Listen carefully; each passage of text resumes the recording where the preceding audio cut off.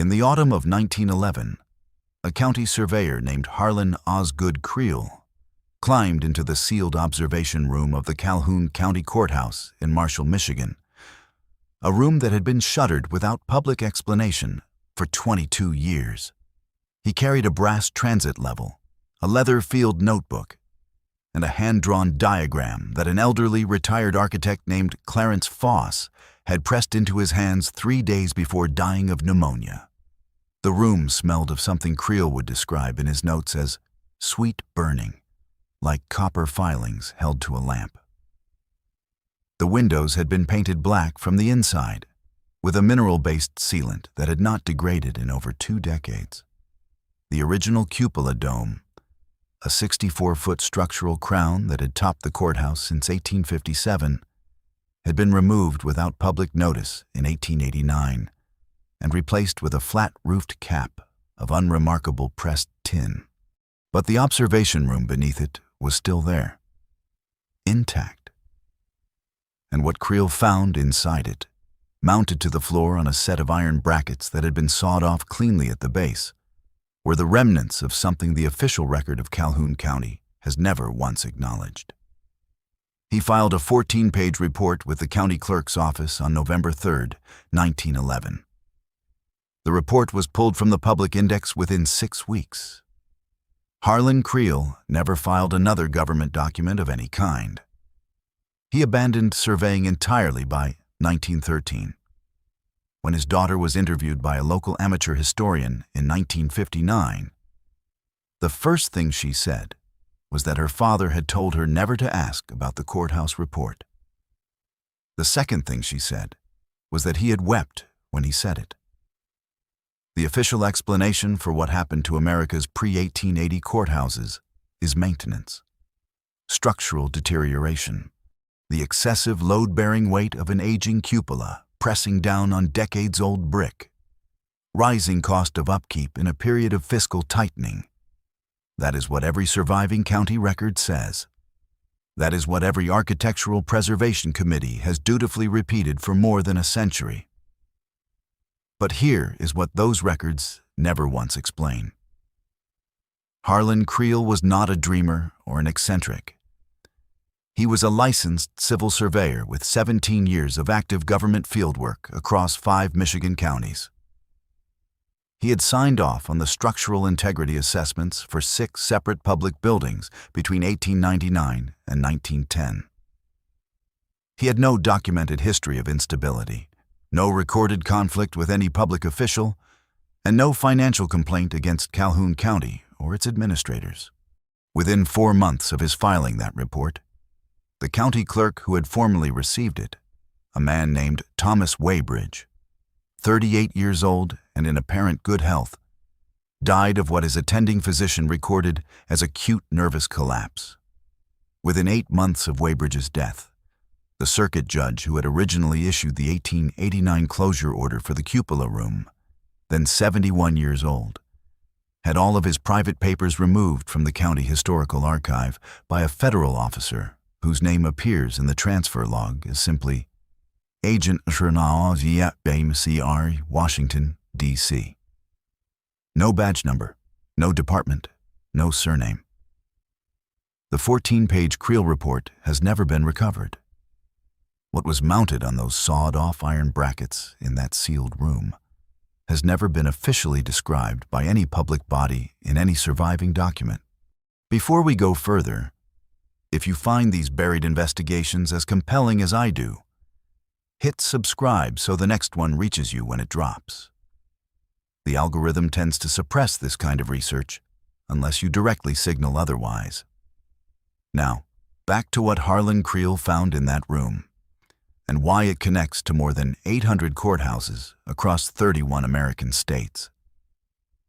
To understand what happened to the cupolas, we have to go back. Not just a few decades, not just to the Gilded Age. We have to go back to a building tradition that flourished in America between approximately 1820 and 1880.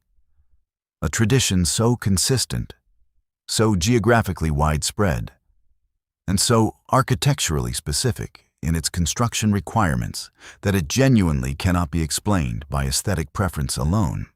Between those years, nearly every courthouse constructed in the eastern and midwestern United States included a cupola, a raised, windowed dome structure set atop the central roofline. The official history of American civic architecture treats this as a stylistic fashion borrowed from European neoclassicism, a visible symbol of civic aspiration and democratic government. It was fashionable, they say. Communities wanted their courthouses to look important. That is the full extent of what the textbooks offer. But consider the details that the official account never chooses to address. Every one of these cupolas was built with what period construction documents call a sighting platform, a small internal floor space, typically 6 to 12 feet in diameter, with windows precisely oriented to the 4 cardinal compass points. This is not a decorative feature. A sighting platform serves one purpose in the vocabulary of 19th century technical construction: precise directional observation. Second, the iron bracketry found in virtually all original cupola installations was not standard construction hardware of the period. Foundry records from the Cincinnati Iron Works, the Albany Hardware Foundry, and the St. Louis Metal Works, 3 of the primary suppliers to county governments between 1840 and 1875, show repeating orders for what the supply ledgers specifically call transit base assemblies and orientation anchors. These are not terms from furniture making or decorative ironwork. They are terms drawn directly from the vocabulary of land survey and precision instrument science. And third, this is the detail that no official account of 19th century American architecture has ever attempted to explain. The cupola removal campaign was not gradual. It was not scattered. It was concentrated, systematic, and swift. Of the approximately 1,400 pre-1880 courthouses that originally carried cupolas, more than 900 had theirs removed, replaced, or permanently sealed between 1885 and 1904. 19 years. Across 31 states, with almost no surviving documentation of who initiated the removals, who formally authorized the expenditures, who supervised the work, or what was done with the removed structures and their internal hardware. A German-trained architect named Emil Vanthorpe, who had worked as a junior draftsman for the Federal Office of Public Buildings and Grounds in Washington from 1876 to 1889, kept a private working journal that surfaced briefly at a Washington estate sale in 1941, before being purchased by an anonymous buyer for an amount the estate attorney described in a surviving letter as considerably beyond what the notebooks would have fetched at any public auction. A transcription of 11 pages from that journal was published in a small Maryland architectural newsletter in 1943 by a retired federal employee named Gordon Alt, who claimed to have copied the pages by hand during the brief period before the estate was settled. In those pages, Vanthorpe describes being present at a closed departmental meeting in the spring of 1887, at which representatives from the Treasury Department's Office of the Supervising Architect were given what he called the Consolidation Directive. According to Vanthorpe's account, the directive was not framed as a maintenance initiative. It was framed around a phrase he records verbatim: the termination of local alignment capability. He writes in his private journal, "The stations must be neutralized." This was the specific word used by the man from the comptroller's office. Stations, not cupolas, not observatories, not platforms. Stations. He goes on to record that the attending federal representative carried with him a printed list of courthouse buildings organized by county and state, each one annotated with what Vanthorpe describes only as a measurement figure and a directional notation. Vanthorpe does not explain these notations further. He writes, "I did not ask. I understood that asking was not something one did in that room. Van Thorpe resigned from the Office of Public Buildings and Grounds the following year. He moved to Baltimore and spent the last 3 decades of his life working as a private residential draftsman. He died in 1919. His private journal has never been located. The 11-page transcription published by Gordon Ault in 1943 is the only surviving evidence it existed. Ault himself died in 1944, 1 year after publishing it, leaving no estate of any recorded size. An independent researcher named Dorothea Hansmeyer, a retired schoolteacher who spent 11 years in the 1960s and early 1970s documenting pre-1880 courthouse architecture across Ohio, Kentucky, and Indiana, self-published a private monograph in 1974 through a small Cincinnati press. In it, she cross-referenced 214 original courthouse construction contracts with corresponding foundry supply ledgers and identified what she called a consistent instrumentation protocol, meaning that the iron fixtures specified in courthouse cupola construction were being ordered from the same industrial suppliers that provided survey instruments and mounting hardware to the Army Corps of Engineers during precisely the same decades. The measurements she documented were not approximate. They were to the quarter inch, consistent across buildings separated by hundreds of miles, and constructed by different contractors with no documented professional relationship to one another. She concluded in the monograph's final chapter that the uniformity could not be accidental. Her monograph was never reviewed by any academic or professional architectural publication. The print run was 200 copies. It sold out within a year, primarily through word of mouth in small historical societies across the Ohio River Valley. The Cincinnati press that produced it closed the following year, for reasons the owner cited only as external pressure. Dorothea Hansmeyer attempted to deposit a copy with the Ohio Historical Society in Columbus in the spring of 1976. The archive's formal accession log shows the deposit was received and assigned a processing number. The volume does not appear anywhere in the catalog. The accession number leads to a blank record. Here is the pattern, stated directly and without elaboration. Jefferson County Courthouse, Steubenville, Ohio, 1856. Original cupola with 4-directional sighting platform and documented iron transit base assembly. Cupola sealed from public access in 1888. No structural engineering report filed. No reason given in the county record.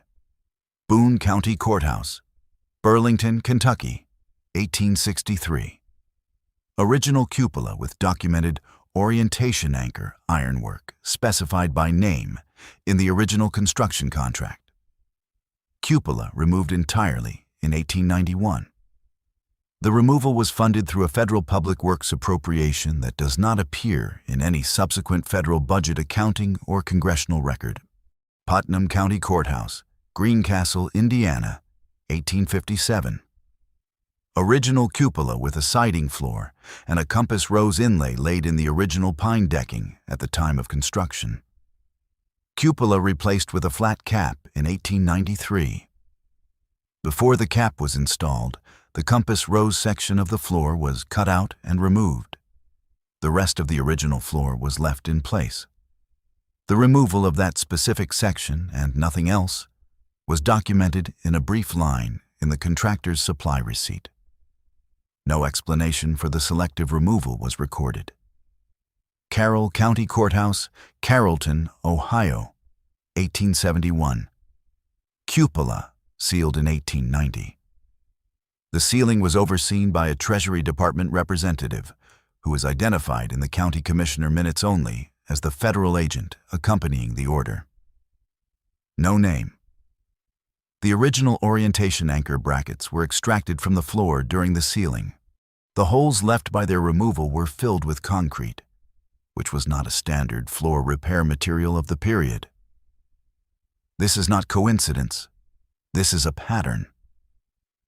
The Office of the Supervising Architect of the Treasury, the federal body that oversaw all federal public building projects and advised on many state ones during this period, has never adequately addressed several specific questions about the cupola removal campaign that was carried out under its direction.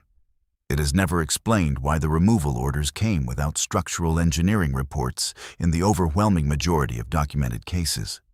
It has never explained why the iron bracketry in nearly every affected cupola was either extracted in its entirety or sawed off cleanly at the base, rather than simply left in place when the structures were capped or demolished.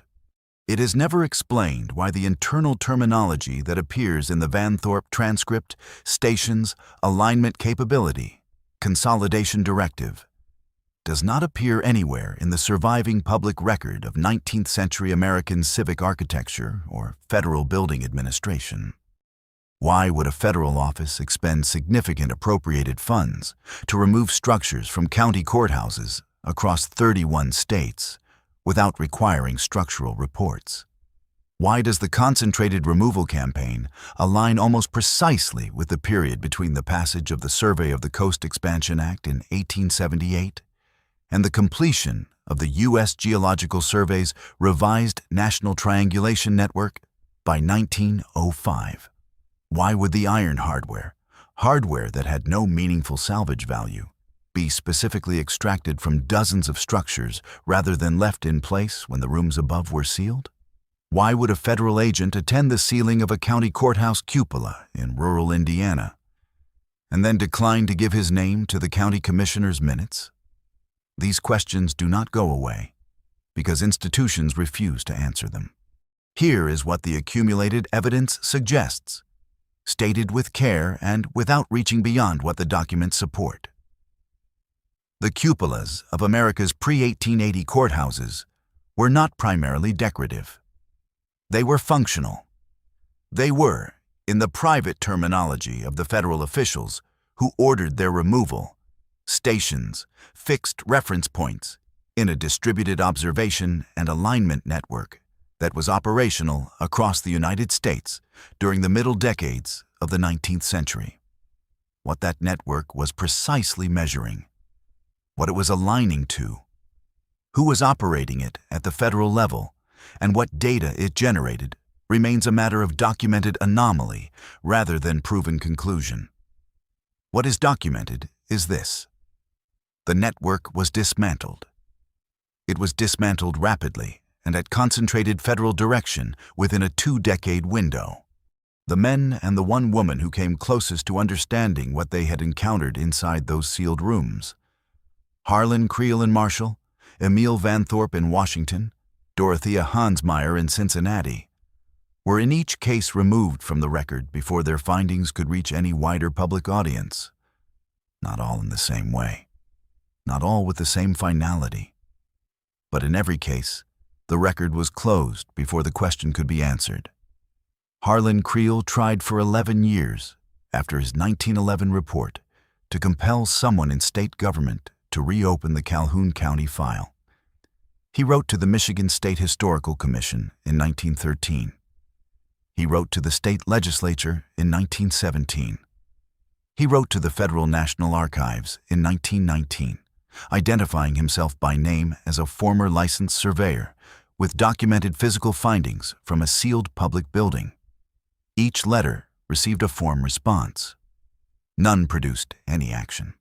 In the spring of 1922, Harlan Osgood Creel was found dead in his home in Battle Creek, Michigan. He was 56 years old. The official cause of death was cardiac failure. His attending physician noted no prior diagnosis of any heart condition. His daughter would say in her 1959 interview that he had been at his workbench the evening before, reviewing the original hand-drawn diagram that Clarence Foss had given him in those final days. That diagram was not found among his effects. It has not been seen since. The Calhoun County Courthouse still stands in Marshall, Michigan, on a tree-lined block off the central square. The flat tin cap installed in 1889 is still there, weathered and without any historical marker to note what it replaced. If you visit the building today and ask the staff about the 1911 Creel report, they will tell you there is no record of it in the county archive. A county maintenance worker, quoted briefly in a 2009 local newspaper article about a planned building renovation, confirmed that the sealed observation room beneath the cap was still intact and that iron fixtures remained embedded in the floor. The renovation was subsequently defunded. The room was not opened. The newspaper article has since been removed from the publication's online archive. A cached version circulated on 2 independent research forums before those threads were also taken down. Somewhere beneath that tin cap, in a room sealed for more than a century, the sawed-off iron bases remain in the floor. They are oriented, as Creel recorded in the one surviving page of his report, held in a private family collection by his granddaughter in Kalamazoo, to the 4 cardinal points. Precisely, deliberately, without deviation, and without any explanation that the official record of the United States government has ever been willing to provide. The official history tells us these cupolas were removed because they were expensive to maintain. What the Foundry ledgers, the Van Thorpe transcript, the Hansmeyer monograph, and the Creel family document tell us is that they were removed because they were being used, and because someone in a federal office in Washington decided, in a concentrated window between 1885 and 1904, that they must not be used again. The truth of what they were measuring may still be recoverable. The instruments are gone. The reports were pulled. But the brackets remain in the floors, across 31 states, oriented to the cardinal points, waiting for someone willing to ask the question that Harlan Creel asked in 1911, and to hold on to the answer long enough to make it matter. These stories survive because people refuse to stop looking. If you have made it this far, subscribe and share this with someone who needs to hear it. History does not disappear when it is buried. It disappears when no one looks for it. Next week, I am pulling a thread that connects the Courthouse Station network to a series of land survey anomalies embedded in the original 1871 federal township plats of the upper Midwest. Anomalies that modern GIS mapping has quietly confirmed, but that no federal surveying agency will discuss on the record. One name, a set of specific coordinates, and a document classified in 1903 that has not appeared in any public archive since. You will not want to miss it.